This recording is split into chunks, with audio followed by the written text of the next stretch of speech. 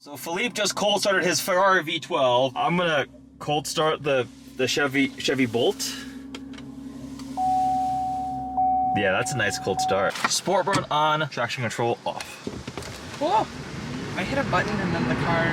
I didn't really do anything. Can you stop interrupting me? Wow, I'm trying to find lunch! I'm trying to film your YouTube video for you. I've just lost my job to Victoria. I'm so sorry, viewers. I am not entertaining. Today's video has been sponsored by Recurrent. They are a company that provides electric vehicle battery health reports. I'll pull up a sample report for another Chevy Bolt. There's 3 different kinds of reports. First one for owners, which is a recurring once-a-month report that tells you things about your battery health, your charging. The next one is a one-time snapshot. If you're looking to buy an EV, it can tell you the possible health of the battery in that electric vehicle. And lastly, for dealerships, which can provide reports in bulk for all the EVs they have in inventory. Why is this important? Well, the electric vehicle battery is pretty expensive and a pretty important part of the car. And it can also tell you some things like, what is the real world range going to be? Sometimes hard to get close to the rated range in the vehicle. So they have real world data that can project that out. Also, the effect of temperature, the seasons. Winter is cold. Batteries don't like cold. You'll lose range, and it can tell you how much range are you possibly going to lose with your electric car driving it in the snow. And lastly, projecting 3 years out. It's going to degrade over time, your battery. So what is my range going to be like from 3 years now? It can help project that kind of information. Recurrent is free. They have a big list of supported vehicles. Check out my link below in the description. Thanks again to Recurrent for sponsoring this video. Welcome to a week of living with the 2022 Chevy Bolt EUV. It's a slightly bigger sibling to the Bolt EV, just slightly wider and taller, but over 6 inches longer. So larger, more practical. It's got the new styling. This one's this really cool light blue color. My neighbor has a Mercedes EQS. That's pretty cool. So this is a pure electric crossover. You'll see the badging on the back that says Bolt EUV, not EV, electric utility vehicle. The Bolt EUV is a pure electric vehicle. 200 horsepower, 266 pound-feet of torque, front-wheel drive only. We'll be spending a week living with it and seeing what it's like. Taking it downtown Chicago today, so that'll be about an hour drive, seeing what it's like to charge, the range, and so forth. This one has Super Cruise too, which is really cool. I recently got to experience Super Cruise in the GMC Hummer EV Super Truck and also a Cadillac Escalade Platinum, so this was the first Chevy vehicle to get Super Cruise, which is a full hands-free driving on freeways that are supported and mapped, and I like it a lot. So we'll see how this one compares to the other 2 Escalade and the GMC Hummer in terms of Super Cruise. We'll go ahead and hop in the Bolt. I drove it home yesterday, so we're showing 207 miles of charge. Go ahead and turn the power on.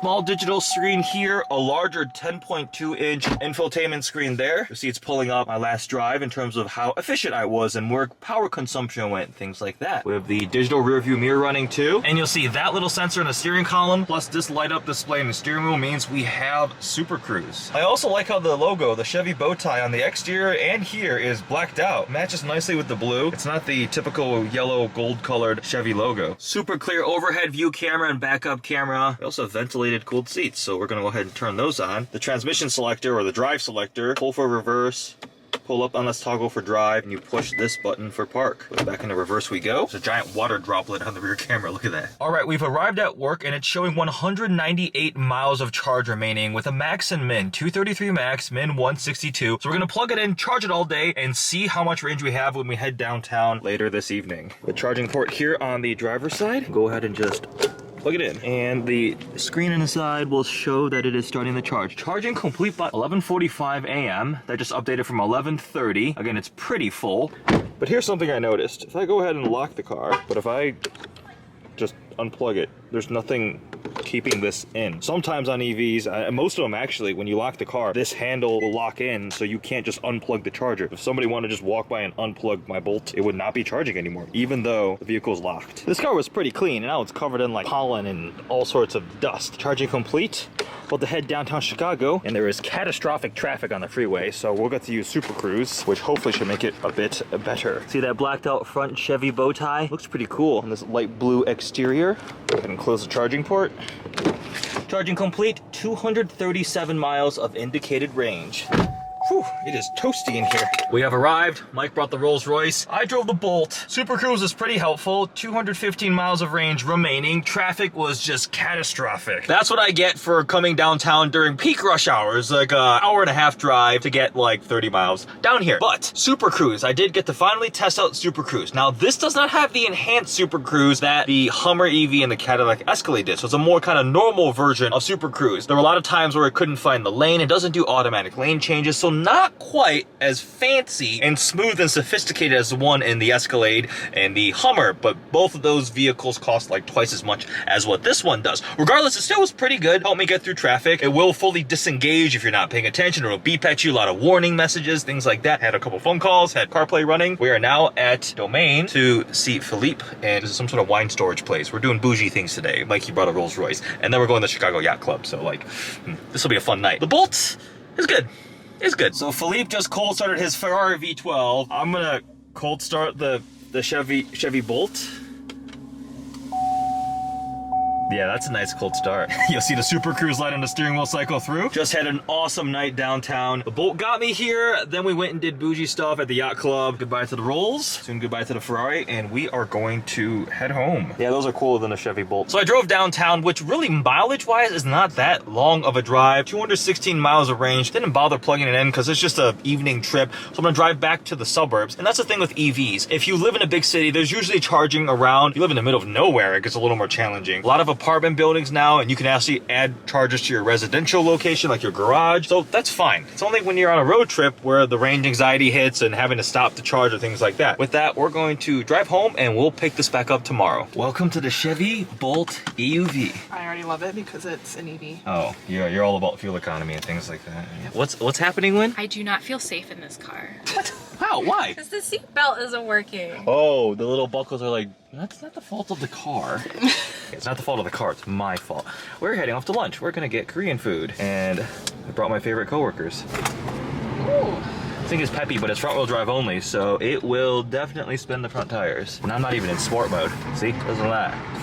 It's pretty zippy. He's struggling to put the 266 pound-feet of torque down. So we have wireless CarPlay running and a wireless charger down here, so you can set your phone there. In front of that, we've got a sport mode button, which is a little checkered flag, traction off, and then the lane keeping. And then the same kind of button toggles at, I think the Buick Avenir? One of the Buick Avenir models had some kind of transmission selector, parking brake, a lot of glossy black plastic, and then cup holders. Sport mode on, traction control off. Cool. I hit a button and then the car... I didn't really do anything. It scared me. The selector buttons? Instead of I mean, it's not bad, and it saves room, which I guess is nice. Oh god. This thing doesn't really launch off the line. Where's Joshua? Josh, say that again?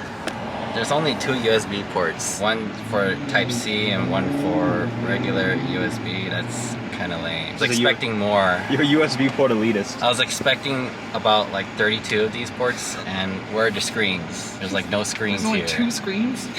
Josh is spoiled riding in the Cadillac Escalade and the Jeep Grand Wagoneers of the world.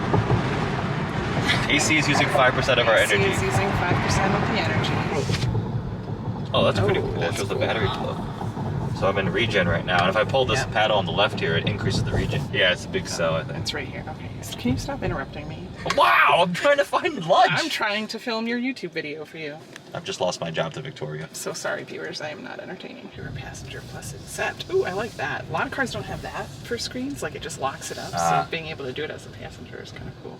Uzbek. We have a road trip this weekend. We're heading out to Columbus for a charity car show at the Triple F Collection. Really excited for that, but we're not driving the Bolt all the way out there. It's over 300-mile drive. The Bolt only has 247, 250 miles of range. That's what it's showing on the dash, so I don't want to do a charging, so we're going to drive over to Mike's house, leave the Bolt there, and we're taking a couple other cars out there. Let me show you the cargo capacity of the Bolt, because it's not the biggest. So the load floor of the trunk is actually pretty high, but it's flush here, it's level. And I've got a duffel bag, backpack, a camera bag, and it's pretty much full. That being said, underneath here, there is more space. The charger down here, the regular wall charger, for just being the trunk up here, pretty much full. We have a little cargo cover up here. Oh, it's very floppy. Cruising along in the Bolt. You'll see I've got CarPlay running with Google Maps on the main 10.2-inch infotainment screen, a small digital screen here. This paddle here on the left, it's a single asymmetric paddle, and that controls how much regen braking you want. So if I let off the accelerator and hold that, the vehicle starts to stall. I'm not touching the actual brake pedal. So you can control that with a single little paddle shifter, which is actually made of metal, and it feels nice. Why can't the paddle shifters in my stupid Audi R8 be made of metal? They're plastic. We also have the one pedal driving button here, the one pedal driving on. So with this one, you lift your foot off the accelerator, the vehicle pretty aggressively starts to slow with the use of regen braking, not actually using the physical disc brakes yet. To me, it's kind of weird because I'm used to vehicles coasting. I drive EVs only occasionally, so I prefer using regular driving and then occasionally fiddling around with this single regen braking pedal. The dash has some of this pretty cool perforated texture here, leather, that matches the seats themselves, this triangular pattern that has some darker and lighter ones, depending on the size of the holes of the perforation. The doors themselves, though, have a little bit of soft touch here. It's kind of this like, it kind of feels like leather, but this is all plastic. So it's not the highest quality in terms of material on the inside. I think the Ioniq 5 was nicer inside. This is the Bolt EUV, so it has a longer wheelbase, over 6 inches longer overall, which means actually a pretty spacious rear seat. The front seat is where I would be sitting at 6'3", so legroom is actually quite good. That being said, headroom is not the best. There's a little like bubble here, but not the most comfortable back here, but definitely better than the regular Chevy Bolt. It's a big bench seat back here. Got USB ports for charging there, and this one has heated rear seats too. Let's take a quick walk around of the exterior. It's a electric vehicle, efficiency is important, so a little 17-inch wheels. We do have a Bolt EUV here. The Bolt logo itself is pretty cool. Text here on the front. The front bumper here has a pretty cool sculpted, not front grille area, obviously it's filled in, but a design element here. The blacked out Chevy logo, a front camera, and we have split headlights here with having a fog lamp down there, and also that's open for aerodynamics. Two-tone finish with the light blue and black. And overall, the Bolt is supposed to be a crossover, bigger than the regular Bolt, but it's still pretty small, like a little slightly tall wagon hatchback vehicle. The black Chevy logo out back too. The light blue lettering, kind of electric blue lettering for electricity vehicle. Obviously no exhaust tips. The Bolt does have a pretty cool startup sound. It's like space noises. Chevrolet sequence there, and then we'll turn power on.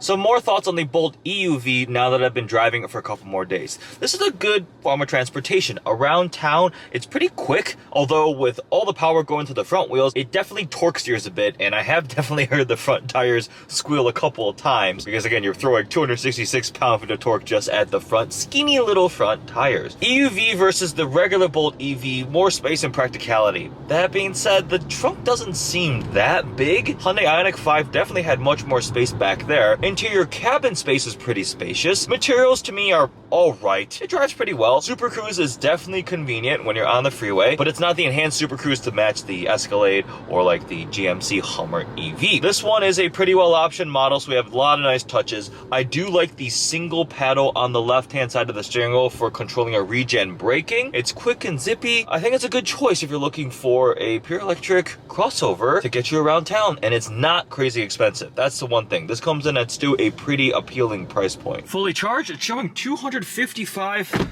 miles of range. Here's the window sticker. It's a 2022 Bolt EUV Premier. Premier is the trim level. Exterior paint is ice blue metallic. There's the interior color combo. Base price for the Premier is $37,500. We have two main option packages. The Sun and Sound package, which brings the sunroof, the sound system, the infotainment, and then Super Cruise at $2,200. So it's actually a subscription service now, it looks like. 3 years of Super Cruise connectivity. After that, you have to purchase a plan. But as option, we're looking at $43,190. Here's the ratings, 115 mpg equivalent combined, which I believe is pretty good. So after spending a week living with the Chevy Bolt EUV, I've driven 234 miles, and I have the luxury of being able to charge at work every day, so I didn't bother charging at home. I don't have a level 2 charger at home. If you own a car like this, honestly, if you own any electric car, I really hope you have the ability to charge at home. Otherwise, on a regular wall outlet, it takes a very, very long time. But on level 2 and up charging, it is much